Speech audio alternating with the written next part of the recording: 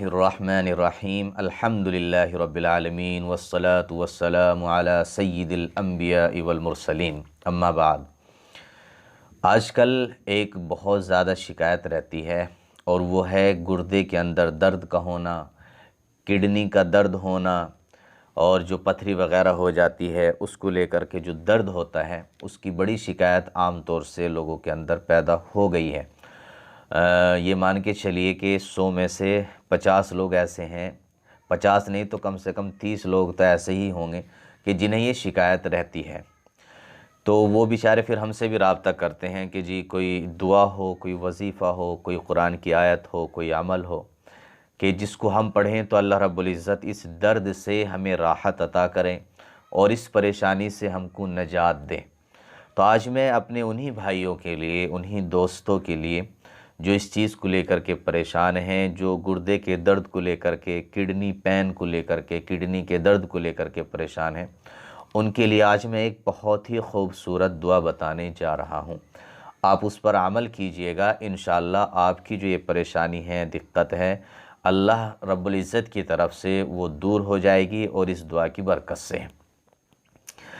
और ये भी ध्यान रखें कि जो डॉक्टर हज़रात हैं आप उनसे राब्ता रखें। ऐसा ना हो कि आप सिर्फ़ इसी पर जो है दारोमदार रखें। बहुत अच्छी बात है, यकीन के साथ में इस अमल को करें, लेकिन साथ ही साथ में जो है डॉक्टरों से भी राब्ता रखें, अपना इलाज और मुआलजा भी कराते रहें।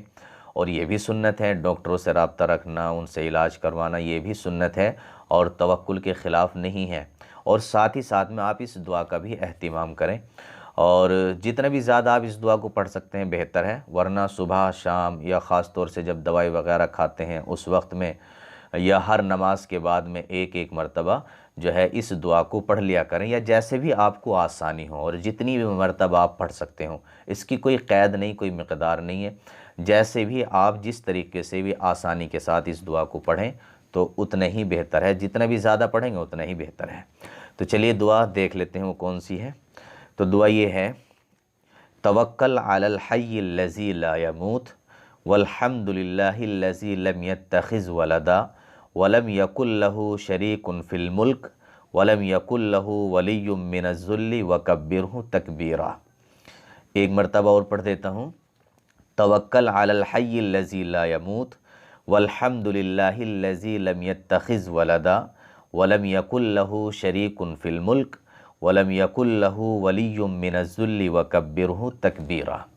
तो इस दुआ का एहतिमाम करें और इसको पढ़ के कभी कभी ऐसा भी कर लिया करें कि जहाँ दर्द हो रहा है, दर्द होता है, वहाँ पर जो है आप दम कर लिया करें। तो जब आप इस तरीके से करेंगे तो इंशाअल्लाह आपकी जो ये शिकायत है, जो ये बीमारी है, वो दूर हो जाएगी और आपको राहत नसीब होगी, आप सेहतयाब होते चले जाएंगे। और हमारी भी तरफ से दिल से दुआ है कि अल्लाह रब्बुल इज़्ज़त आपको शिफ़ा दे, आपको सेहत और तंदुरुस्ती दे, और जो बीमारी अल्लाह ने आपको दी है उसके बदले में अल्लाह रब्बुल इज़्ज़त आपके गुनाहों को माफ़ करे। तो इस अमल को कीजिएगा और इंशाअल्लाह फिर आप देखेंगे कि आपको राहत नसीब होगी। अस्सलामु अलैकुम व रहमतुल्लाहि व बरकातहू।